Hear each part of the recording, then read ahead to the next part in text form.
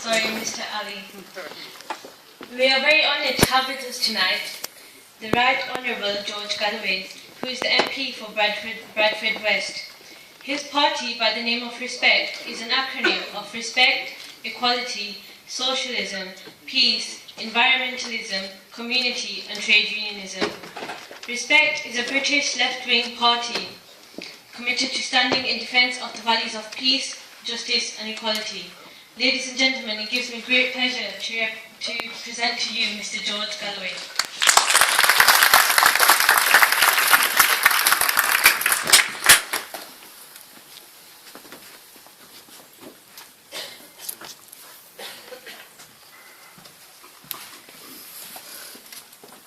Bismillah ar-Rahman ar-Rahim. Councillor Ali, distinguished scholars, brothers and sisters, comrades and friends, Assalamu alaikum wa rahmatullahi wa barakatuh. Forgive me for arriving late.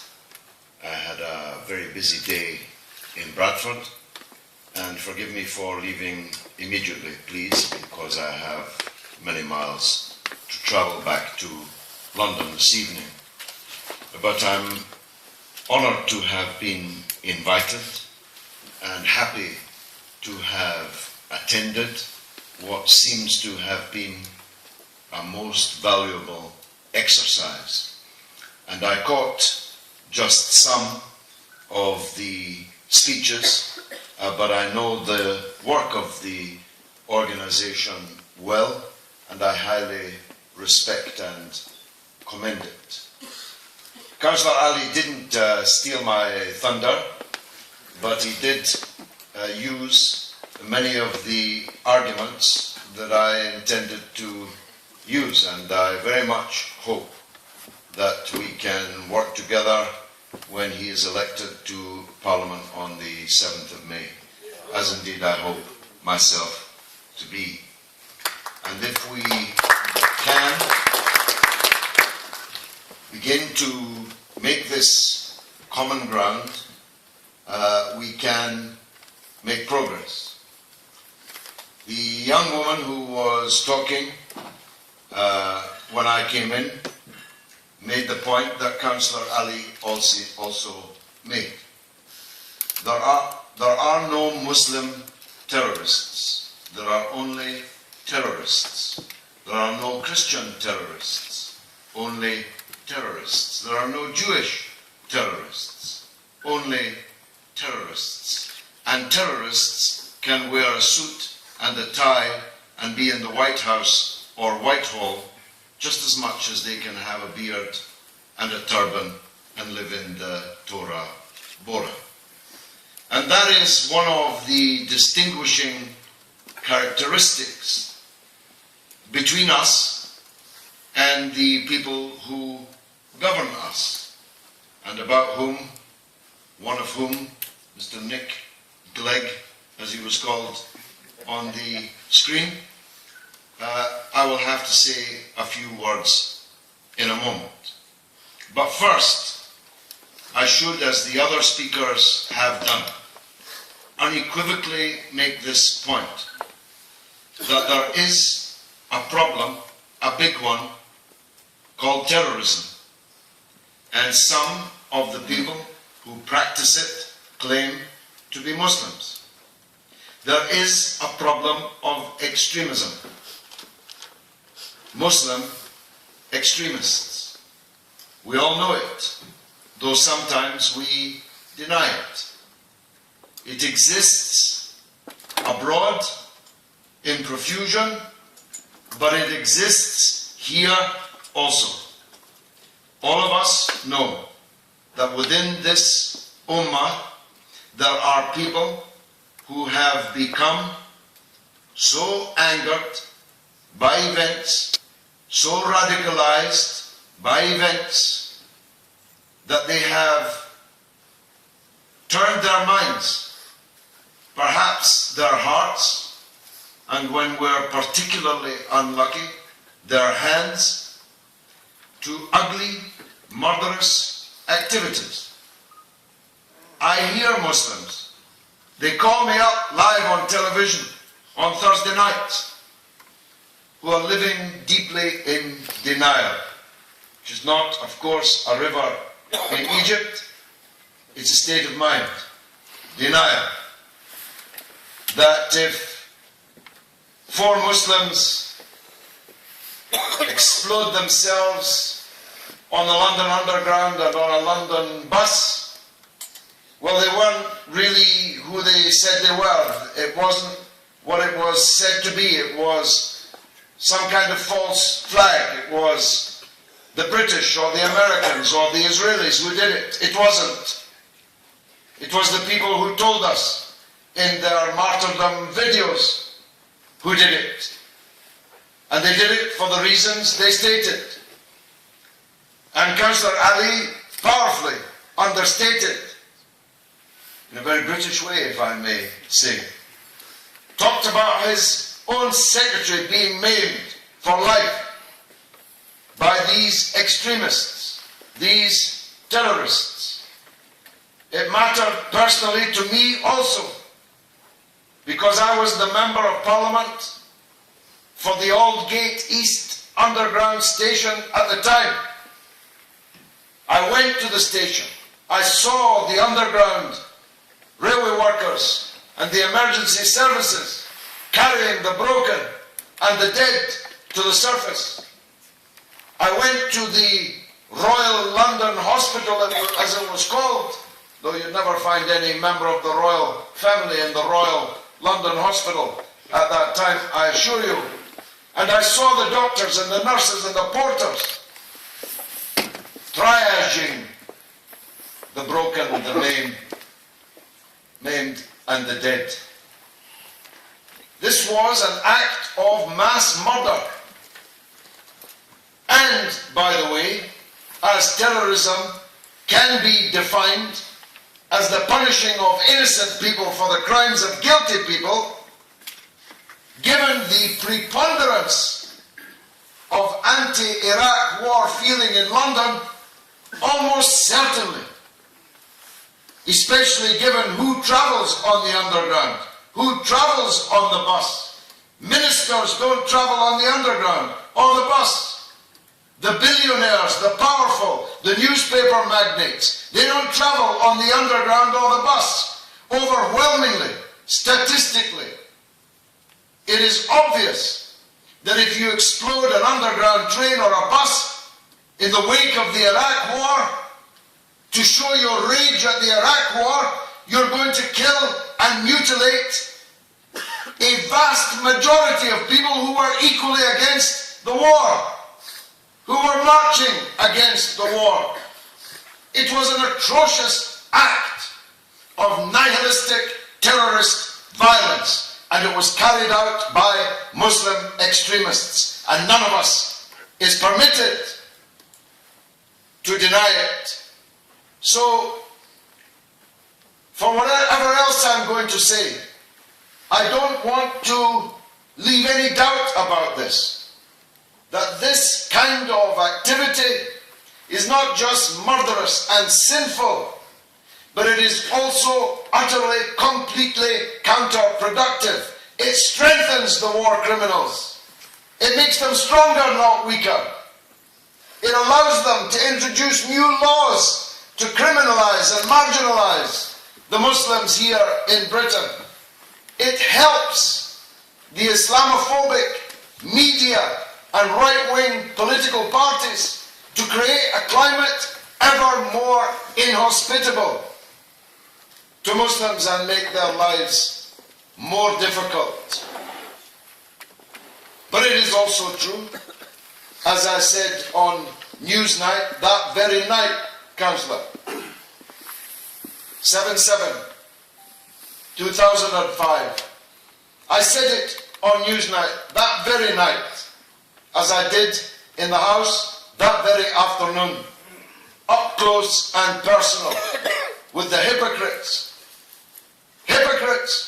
who were weeping crocodile tears for those who had been murdered in London, but who were planning and had already executed the murder of hundreds of thousands of people by cruise missiles and drone attacks and shock and awe, and who were ready to do it again and have done it again in Libya, for example, as was alluded to by Councillor Ali. That's got to be the difference between us. We're against all terrorism by anybody, anywhere, at any time, whether it's a state or whether it is an individual. And when it occurs by an individual or 5 individuals, it has occurred as a result of the actions of one individual or 5 individuals. Anders Breivik, the fanatic, monocultural, Christian, Norwegian mass murderer, killed scores, more than 60 children in Norway. His manifesto was there, published, that he wanted a Christian Europe. Nobody in their right mind would have held Jesus responsible for that, or Norwegian Christians for that, or white people for that. And so we will not accept that the Muslims, 1.7 billion Muslims in the world, can be held responsible for the actions of individuals or small groups of people. There is no authority in the Quran, in the Hadith, in the fatwa by the leading scholars in the world for these terrorist actions. But there was a famous book written by the Christian philosopher Saint Augustine called City of God, in which he recounts a story, an ancient story, of Alexander the Great encountering a pirate ship on the high seas. Ordering the pirate to halt, Alexander the Great demanded of the pirate captain, "How dare you terrorize the world, these seas, with your piracy?" And the pirate captain answered, "How dare you terrorize the entire world? You, with your great navy and all your power, can call yourself an emperor and can call other men as you please." This story is more than 1,000 years old, but it could have been written yesterday. Those who arrogate to themselves the title of the so-called international community, though they're almost never speaking for more than a tiny proportion of the international community, can call this state a terrorist state, a failed state, a rogue state, and can do with it as they please. And it is this fundamental injustice in the world which is driving some people crazy. They're always looking for some scholar, some preacher, hate preacher, to ban, some Muslim organization to proscribe. And they tell us this will, to borrow a phrase, prevent the growth of so-called radicalization. But all it takes to feel radical, if you're a Muslim in the West today, is the ability to switch on the television and watch the news. That's what's radicalizing people, not organizations of cranks or hate preachers, but the facts. Last summer, Benjamin Netanyahu murdered 2,160 Palestinians in the Gaza Strip, in plain sight, live on television. People who had nowhere to run, nowhere to hide, living in a tiny piece of land. Councillor Saab, you were in Jerusalem, bad enough there. Try Gaza. where some of my friends and I have repeatedly broken the siege with our convoys. We've seen it with our eyes. Gaza is 21 miles long and at its narrowest point 1.6 miles wide. It is entirely surrounded by wire and watchtowers, both on the Egyptian border and on the much more significant Israeli border. The people had nowhere to go. They dropped leaflets saying, "We're going to be bombing your village tonight." What were the people supposed to do? Catch a plane somewhere? Catch a train? Move? Move where? The entire Gaza Strip was under bombardment. 2,160 dead. 60,000 houses destroyed.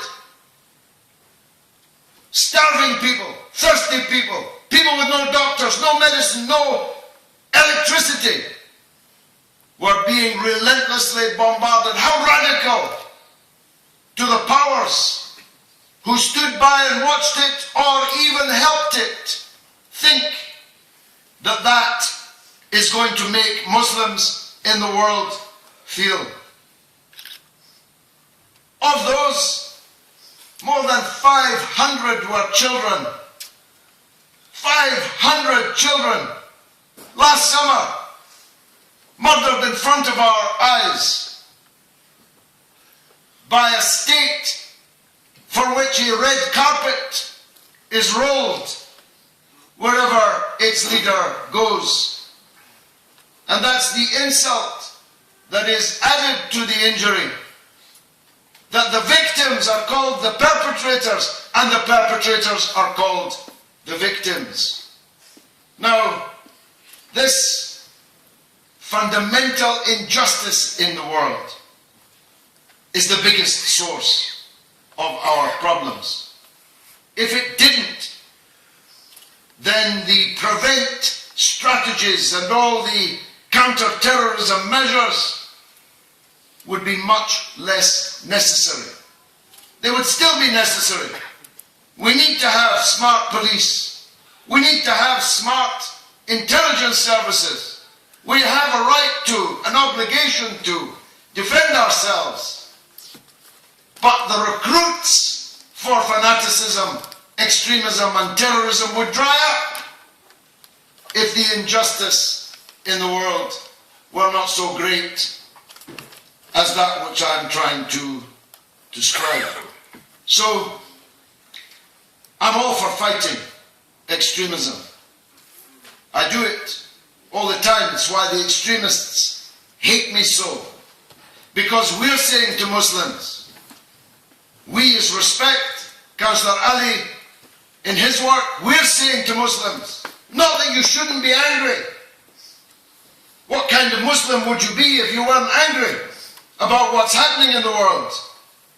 But the right way to be angry is to unite with others who are also angry and work democratically to punish the people who are making you angry, to change the people who are making you angry.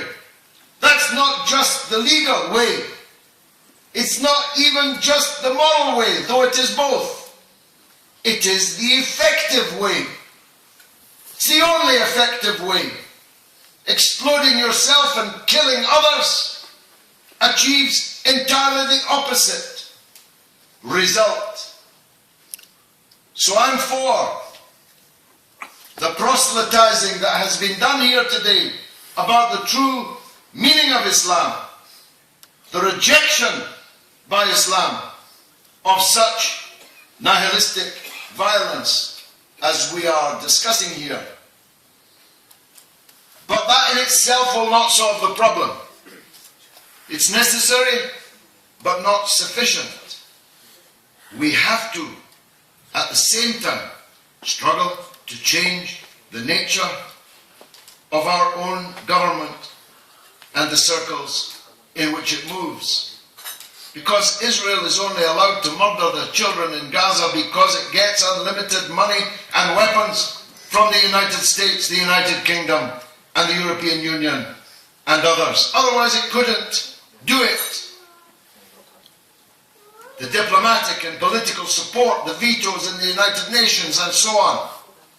We must struggle for a different role for our own country. And if we did, we would see this phenomenon of extremism begin to shrink before our eyes, and quickly. If we had a government in Britain that spoke like Councillor Ali or me, how many extremists would find many takers for their ugly prospectus? My last point is this, that you don't have to be a Western government to be involved in terrorism. And you've just heard and seen that Muslim governments can be responsible for state terrorism too. In Model Town, in Lahore, in Islamabad, or in Cairo, or in Alexandria, where the military junta of General Sisi has massacred thousands of Egyptian people, tortured thousands, disappeared thousands. And we have to face this awful truth, that the Muslim world is ruled almost in its entirety, from one end to the other, by tyrants, puppet presidents, corrupt kings, who rule their countries in the service of others rather than in the service of their own people. We are commanded, it's wajib, it's not optional. We are commanded, if we can, to raise our hands against injustice, even against our own family, if they are committing injustice. And if we cannot raise our hands, we must raise our voice. And if we cannot raise our hands or our voice, we must curse it in our hearts. That too should be the message from today, that justice is indivisible and must be struggled for everywhere. Wassalamu alaikum. Thank you very much indeed.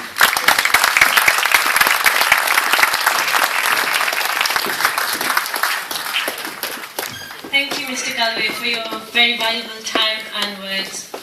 To conclude this seminar, I would like to call upon Mr. Harun Rathore, who is the President of Pakistan Awami Tehreek here in the UK, to thank our very special guests and the audience here tonight.